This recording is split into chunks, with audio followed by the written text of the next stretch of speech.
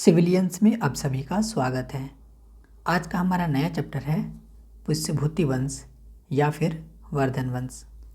हम लोग पिछला क्लास में गुप्त वंश को पढ़े, गुप्त वंश को, और आज हम लोग पढ़ने जा रहे हैं पुष्यभूति वंश या फिर वर्धन वंश। इसी को वर्धन वंश भी बोला जाता है। तो आइए आज का क्लास स्टार्ट करते हैं। तो भारत के राजनीतिक इतिहास में गुप्त वंश के पश्चात अनेक नए वंशों का उदय हुआ। जैसे ही गुप्त वंश का पतन होता है, उसके बाद कई सारे नए नए वंशों का उदय होता है, जिनमें से मैत्रक, वल्लभी के मैत्रक, पंजाब के हूण, मालवा और मगध के उत्तरगुप्त, कन्नौज के मौखरी तथा थानेश्वर के पुष्यभूति वंश प्रमुख थे। और इनमें से सबसे इम्पोर्टेंट है आपका पुष्यभूति वंश या फिर वर्धन वंश, वर्धन वंश। और हम लोग जब गुप्त वंश पढ़ रहे थे तभी हम लोग हूण के बारे में भी थोड़ा बहुत देख चुके थे। आपको उतना ही पढ़ना है और बाकी उतना इम्पोर्टेंट नहीं है। तो सबसे पहला वंश है पुष्यभूति वंश। तो पुष्यभूति वंश के संस्थापक पुष्यभूति था। ये आपका इम्पोर्टेंट है, आपको याद रखना है। ये संभवतः गुप्तों के ही सामंत थे। गुप्त जो गुप्त शासक सब थे, गुप्तों के उन्हीं का सामंत थे। सामंत यानी कि गुप्तों के अधीन रहकर ही ये कार्य करते थे। किसी के अधीन रहना ही एक प्रकार का सामंत होता है। फिर हर्षवर्धन के मधुबन, बांसखेड़ा, सोनीपत तथा नालंदा से प्राप्त अभिलेख इस वंश के आरंभिक इतिहास की जानकारी देते हैं। तो ये सब कुछ रिसोर्सेस के बारे में बात किया है कि कहाँ कहाँ से हमें इस वंश की जानकारी मिलती है। तो इस लाइन में आपको सिर्फ यही याद रखना है कि पुष्यभूति जो था वो इस वंश के संस्थापक था, पुष्यभूति वंश के या फिर वर्धन वंश के। फिर है प्रभाकर वर्धन पुष्यभूति वंश का पहला शासक था।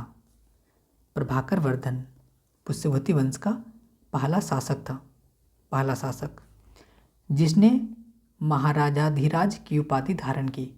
और ये उपाधि धारण करने वाले एक और शासक थे, हम लोग गुप्त वंश में पढ़े थे, और वो थे चंद्रगुप्त प्रथम। चंद्रगुप्त प्रथम। फिर हर्षचरित में प्रभाकर वर्धन को प्रतापशिला कहा गया है। तो यहाँ से 2 फैक्ट्स आपको याद रखना है, 3 फैक्ट्स। सबसे पहला कि प्रभाकर वर्धन पुष्यभूति वंश का पहला शासक था और इसने महाराजाधिराज की उपाधि धारण किया। और हर्षचरित्र में प्रभाकर वर्धन को क्या कहा गया है? तो प्रतापशिला कहा गया है।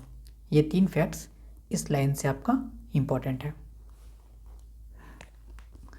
नेक्स्ट है, प्रभाकर वर्धन के 2 पुत्र थे, एक राज्यवर्धन एवं हर्षवर्धन, और एक पुत्री थी जिनका नाम था राज्यश्री। तो देखिए, राज्यवर्धन, फिर हर्षवर्धन और राज्यश्री। अब क्या होता है? तो राज्यश्री का विवाह होता है कन्नौज के मौखरी वंश के शासक गृहवर्मन के साथ। राज्यश्री का विवाह किसके साथ हुआ? तो गृहवर्मन के साथ। फिर मालवा का शासक जिनका नाम रहता है देवगुप्त, तो देवगुप्त ने गृहवर्मन की हत्या कर दी।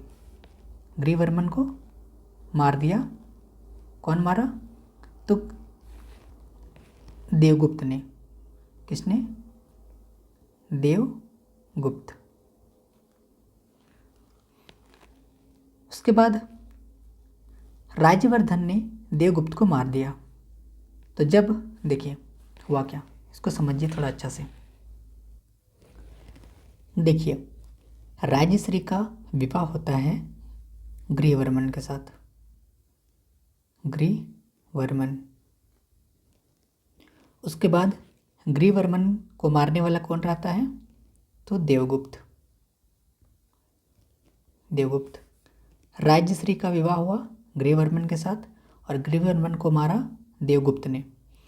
तो राज्यवर्धन जो था राजश्री का भाई था। तो राजश्री का जो भाई था, राजश्री का जो भाई था उसका नाम था राज्यवर्धन और हर्षवर्धन भी था। तो राज्यवर्धन ने मार दिया देवगुप्त को।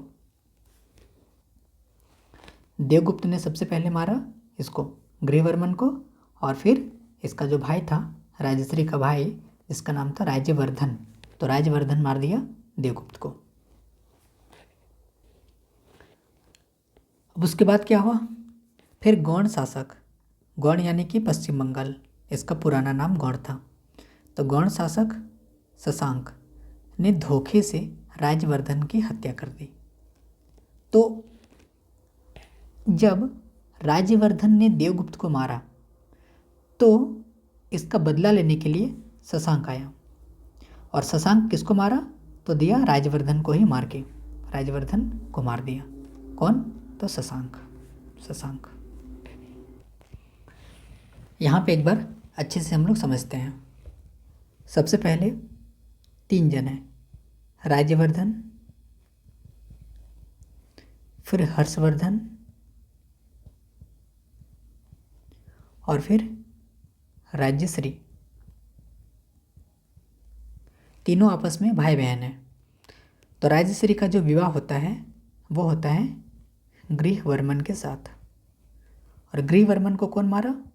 तो देवगुप्त ने ग्रीवर्मन को मार दिया, देवगुप्त ने। उसके बाद देवगुप्त को कौन मारा? तो राज्यवर्धन ने देवगुप्त को मार दिया। तो ये ख़त्म, ये भी ख़त्म। उसके बाद अब राज्यवर्धन को मारने वाला कौन आया? तो जब राज्यवर्धन देवगुप्त को मारा तो राज्यवर्धन को मारने के लिए आया गौड़ शासक शशांक।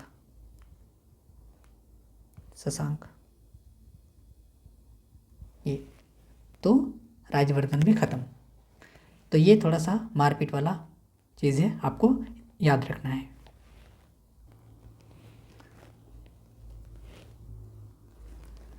उसके बाद है ये लाइन, तो गौड़ शासक शशांक द्वारा राज्यवर्धन को मार दिए जाने के बाद हर्षवर्धन शासक बनता है, क्योंकि 2 ही जन बचता है, एक राजश्री और एक हर्षवर्धन। तो राजश्री तो ये तो महिला है और हर्षवर्धन तो शासक बन जाता है हर्षवर्धन। जब राजश्री का जो पति था ग्रीवर्मन, इसको मार दिया गया तो राजश्री अपना साम्राज्य छोड़ करके जंगल साइड कहीं भाग गई थी, ये जंगल साइड या कहीं भी भाग गई थी ये, जिस कारण से हर्षवर्धन को ही साम्राज्य संभालना पड़ा। और फिर बाद में हर्षवर्धन राजश्री को ढूंढ भी लेता है। तो हर्षवर्धन क्या हो गया? शासक बन गया। और हर्षवर्धन को पूर्वी भारत में गौड़ शासक सेव राजा शशांक से युद्ध करना पड़ा। तो चूंकि शशांक ने मारा था इसका भाई को, राज्यवर्धन को, जिस कारण से ये शशांक से युद्ध करते हैं, यानी कि हर्षवर्धन का युद्ध होता है शशांक से।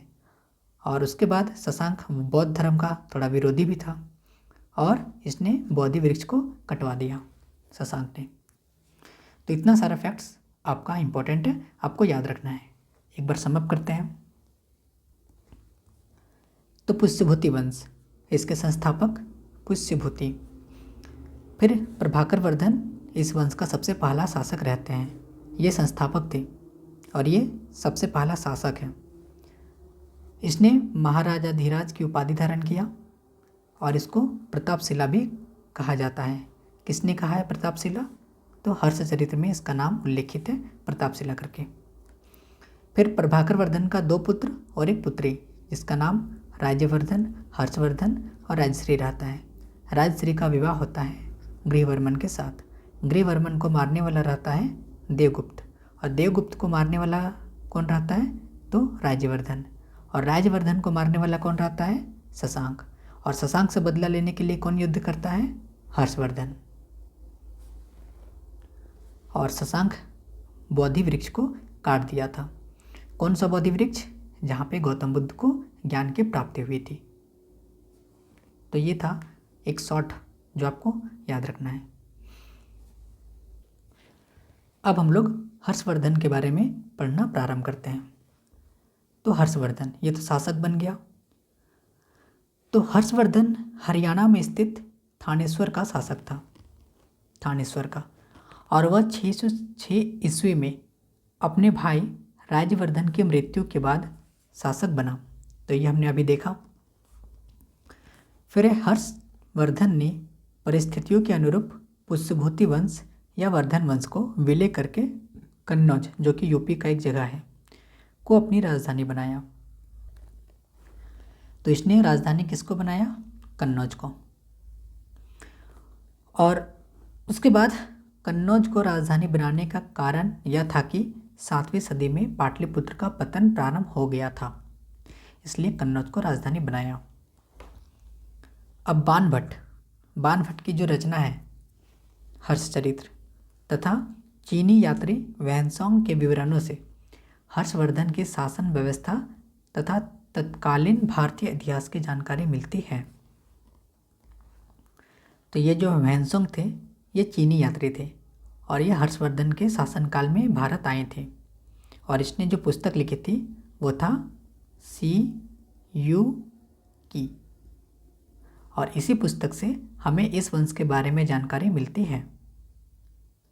और बाणभट्ट की जो रचना है हर्षचरित्र, इसमें भी इस वंश के बारे में हमें जानकारी मिलती है। तो ये दोनों पुस्तकों का नाम आपको याद रखना है। हर्षवर्धन के शासनकाल का आरंभिक इतिहास बाणभट्ट से ज्ञात होता है। बाणभट्ट हर्षवर्धन का दरबारी कवि था। जिस प्रकार से समुद्रगुप्त का दरबारी कवि कौन था? हरिसेन। उसी प्रकार से हर्षवर्धन का भी दरबारी कवि कौन था? तो बाणभट्ट। और इसने हर्षचरित्र और कदम्बरी नामक पुस्तक लिखी। ये बहुत इंपॉर्टेंट क्वेश्चन है आपके लिए। ये हर्षचरित्र और कदम्बरी किसने लिखा है? तो हर्षवर्धन के दरबारी कवि जिनका नाम बाणभट्ट था, इन्होंने। फिर चीनी यात्री वैनसोंग ईसा की 7वीं सदी में भारत आया। वैनसोंग आया और इसने एक पुस्तक लिखा जिसका नाम था CU की, और लगभग 15 वर्ष तक भारत में रहा। कौन रहा? वैनसोंग, 15 वर्ष तक। और वैनसोंग ने हर्षवर्धन को शिलादित्य के नाम से संबोधित किया है, शिलादित्य। फिर प्रियदर्शिका, रत्नावली, नागानंद नामक 3 संस्कृत नाटक ग्रंथों की रचना हर्षवर्धन ने की थी, और ये तीनों का तीनों आपको याद रखना है। प्रियदर्शिका, रत्नावली और नागानंद। तो ये तीनों का तीनों ग्रंथ आपको याद रखना है। प्रियदर्शिका, रत्नावली, नागानंद। कैसे याद रखिएगा? एक छोटा सा ट्रिक है। देखिए, रत्न है, रत्न को कहाँ पहनेंगे? नाक में पहनेंगे।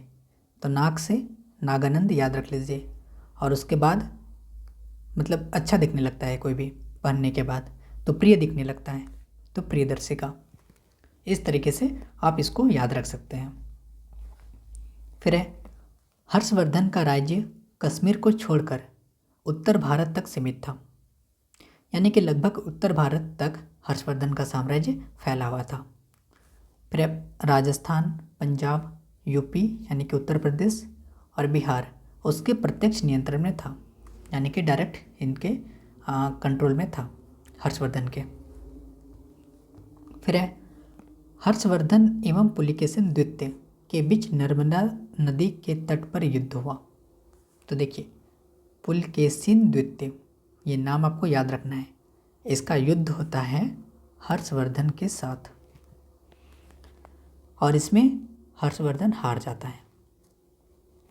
और इस कंप्लीट चीज़ के बारे में जो हमें जानकारी मिलती है वो मिलती है ऐहोल प्रस्ती अभिलेख से। ऐहोल प्रस्ती अभिलेख यानी कि ऐहोल प्रस्ती में इसका उल्लेख मिलता है। पुलिकेशिन द्वितीय चालुक्य वंश का एक प्रतापी शासक था। जब हम लोग दक्षिण भारत पढ़ेंगे तब इस वंश के बारे में पढ़ेंगे, चालुक्य वंश के बारे में। तो अभी फ़िलहाल आप याद रखिए कि चालुक्य वंश का एक प्रतापी शासक था पुलिकेशिन द्वितीय, और पुलिकेशिन आधुनिक कर्नाटक और महाराष्ट्र के बड़े भूभाग पर शासन करता था। तो ये सब कुछ दक्षिण भारत का कंसेप्ट है। जब हम लोग दक्षिण भारत का इतिहास पढ़ेंगे तब डिटेल्स में देखेंगे। अभी आपको याद रखना है कि हर्षवर्धन का पुलिकेशिन द्वितीय के साथ युद्ध होता है, जिसमें हर्षवर्धन की हार हो जाती है। ये लाइन आपको याद रखना है। हर्षवर्धन पुलिकेशिन द्वितीय युद्ध होता है कहाँ पे? तो नर्मदा नदी के तट पर, और इसमें हर्षवर्धन की पराजय होती है। और इस चीज़ के बारे में हमें जानकारी मिलती है ऐहोल प्रशस्ति अभिलेख से। इतना सारा फैक्ट्स आपका इम्पोर्टेंट है। फिर हर्ष ने संभवतः 647 ईस्वी तक शासन किया, क्योंकि उसका कोई उत्तराधिकारी नहीं था। अब देखिए यहाँ पे क्या होता है, हर्षवर्धन 647 एडी तक भारत में शासन करते हैं। अब चूँकि पूरा का पूरा उत्तर भारत, मान के चलिए ये भारत है, एक रफ डायग्राम। तो उत्तर भारत जो था कंप्लीट ये एरिया, तो ये हर्षवर्धन के साम्राज्य में लगभग सारा शामिल था। और उत्तर भारत मतलब जब हर्षवर्धन का जब शासनकाल, साम्राज्य ने हर्षवर्धन का जब शासनकाल समाप्त हुआ, तो उत्तर भारत में एक सन्नाटा हो चुका था, यानी कि कंप्लीट उत्तर भारत पर कोई भी योग्य शासक नहीं बचा जो साम्राज्य चला सके। यानी कि उत्तर भारत पूरा का पूरा खाली हो चुका था, और यहाँ पे प्रशासन अच्छा से चल नहीं रहा था, जिस कारण से यहाँ पे हुए कुछ विदेशी आक्रमण, और उन विदेशी आक्रमणकारियों में से हमारा मुस्लिम आक्रमण हो जाता है। मुस्लिम आक्रमण, और मुस्लिम आक्रमण करने वाले सबसे पहले कौन रहते हैं? तो मुस्लिम आक्रमण भी 2 चरणों में होता है। एक होता है अरब वासियों के द्वारा, यानी कि अरबी मुसलमान, और एक होता है तुर्की मुसलमान। और इस प्रकार से हमारा मुस्लिम साम्राज्य स्थापित हो जाता है, और स्थापना होता है गुलाम वंश का। ये चीज़ बाद का टॉपिक है, हम लोग बाद में पढ़ेंगे। गुलाम वंश, फिर दिल्ली सल्तनत, फिर ये सब टॉपिक बाद का टॉपिक है, सब देखेंगे मुस्लिम आक्रमणकारी जब हम लोग पढ़ेंगे तब। मिडेवल हिस्ट्री का पार्ट है वो सब। यानी कि हर्षवर्धन को इतिहास के जगत में उत्तर भारत का एक अंतिम एवं योग्य शासक माना जाता है। उत्तर भारत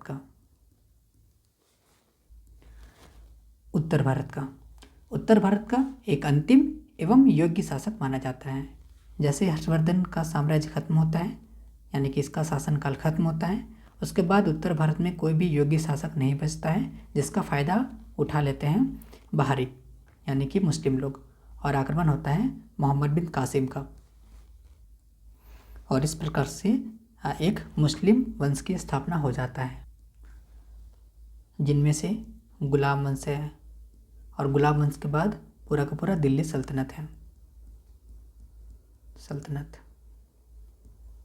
लेकिन ये सब अभी हम लोग स्टार्ट नहीं करेंगे, क्योंकि हम लोग उत्तर भारत अभी देख रहे हैं ना, इसी के साथ में दक्षिण भारत में भी काफ़ी सारा साम्राज्य का उदय हुआ, और वो सब भी आपका एग्ज़ाम के लिए इम्पोर्टेंट है। तो पहले इसके बाद हम लोग दक्षिण भारत में प्रवेश करेंगे, और दक्षिण भारत का जितना भी हिस्ट्री है उसको पढ़ के कंप्लीट करेंगे। उसके बाद हम लोग शुरू करेंगे मिडिएवल हिस्ट्री, जिसमें हम लोग गुलाम वंश को पढ़ना प्रारंभ करेंगे। तो देखते हैं। तो हर्ष ने संभवतः का बात बोला है कि ये 647 एडी तक शासन किया था। अब इसका कोई भी उत्तराधिकारी नहीं था, अतः उसकी मृत्यु के बाद उत्तर भारत में कोई योग्य शासक ना हो पाया, जिस कारण से पुनः अराजकता फैल गई, यानी कि एक प्रकार का सन्नाटा होता है। सन्नाटा, उत्तर भारत में अब कोई भी शासक नहीं बचा। तो इतिहास में हर्षवर्धन के मृत्यु को एक युग परिवर्तन का काल कहा जाता है। युग परिवर्तन का काल इसलिए कहा जाता है क्योंकि इसके बाद जो भी साम्राज्य स्थापित हुआ वो एक अलग ही दुनिया हो चुका था। अगर देखेंगे तो अभी तक तो सब कुछ ठीक चल रहा था, लेकिन हर्षवर्धन गया, उसके बाद विदेशी आक्रमण होता है और एक मुस्लिम सत्ता स्थापित हो जाता है, मुस्लिम सत्ता, और ये चीज़ चलते जाता है। दिल्ली सल्तनत, फिर उसके बाद मुगल वंश के बाद फिर अंग्रेज आता है। तो इस प्रकार से साम्राज्य आगे बढ़ता है, जिस कारण से इतिहास में इस घटना को एक युग परिवर्तन की संज्ञा दी गई है। फिर अब प्रियदर्शिका, रत्नावली, नागानंद नामक 3 संस्कृत नाटक ग्रंथों की रचना हुई। ये तो मैंने अभी पढ़ा शायद। और हर्षवर्धन को भारत का अंतिम हिंदू सम्राट कहा गया है। तो वही बात है, हर्षवर्धन को उत्तर भारत का एक अंतिम हिंदू सम्राट कहा गया है। फिर नोट में है कि वैनसोंग को यात्रियों का राजकुमार, नीति का पंडित, वर्तमान साइकी मुनि कहा जाता है, क्योंकि वैनसोंग जो था ना, वैनसोंग ये चीनी यात्री था, ये भारत आया था और नालंदा विश्वविद्यालय में ये सबसे पहले पढ़ा। नालंदा विश्वविद्यालय में ये सबसे पहले पढ़ा भी और एवं बौद्ध ग्रंथ संग्रह करने के उद्देश्य से भारत आया था, क्योंकि इस समय नालंदा विश्वविद्यालय बौद्ध धर्म के महायान शाखा का प्रधान केंद्र था। तो सबसे पहले ये बौद्ध धर्म का यहाँ पे शिक्षा लेने के लिए आया, फिर यहाँ पे पढ़ा भी, फिर यहीं पे ये शिक्षक भी बन जाते हैं नालंदा विश्वविद्यालय का। यानी कि नालंदा विश्वविद्यालय में हर्षवर्धन अध्ययन का भी कार्य किया और अध्यापक का भी कार्य किया। तो ये आपको याद रखना है। और नालंदा विश्वविद्यालय उस समय एक बहुत ही फेमस विश्वविद्यालय था, जहाँ पर विदेशों से लोग यहाँ पढ़ने आते थे। तो ये था आज का एक छोटा सा चैप्टर जो हमारा कंप्लीट होता है। तो आज का क्लास हम लोग यहीं तक रखते हैं और अभी हम लोग मिडिएवल हिस्ट्री को स्टार्ट नहीं करेंगे। अभी हम लोग दक्षिण भारत का जो भी वंश है एग्ज़ाम के लिए इम्पोर्टेंट, उन सब को हम लोग पढ़ेंगे, यानी कि दक्षिण भारत का इतिहास को हम लोग ख़त्म करेंगे और उसके बाद हमारा प्राचीन भारत का इतिहास पूरी तरीके से कंप्लीट हो जाएगा प्रीलिम्स के लिए। प्राचीन भारत का इतिहास प्रीलिम्स के लिए आपका कंप्लीट हो जाएगा, प्रीलिम्स के लिए। और उसके बाद हम लोग प्राचीन भारत का इतिहास ही शुरू करेंगे, लेकिन मेंस के लिए। उसके बाद हम लोग चलेंगे मिडिएवल में, उसके बाद मॉडर्न में। यानी कि अभी हम लोग जैसे प्राचीन भारत का इतिहास ख़त्म होगा, ये हमारा जो पीटी का क्लास चल रही है, तो पीटी का क्लास जैसे कंप्लीट होगा उसके बाद हम लोग इसका मेंस स्टार्ट कर देंगे और उसके बाद हम लोग मिडिएवल चलेंगे, उसके बाद हम लोग मॉडर्न। तो ये हमारा सीक्वेंस रहेगा। तो आज का क्लास हम लोग यहीं तक रखते हैं। वीडियो देखने के लिए थैंक यू। नेक्स्ट क्लास हमारा दक्षिण भारत रहेगा।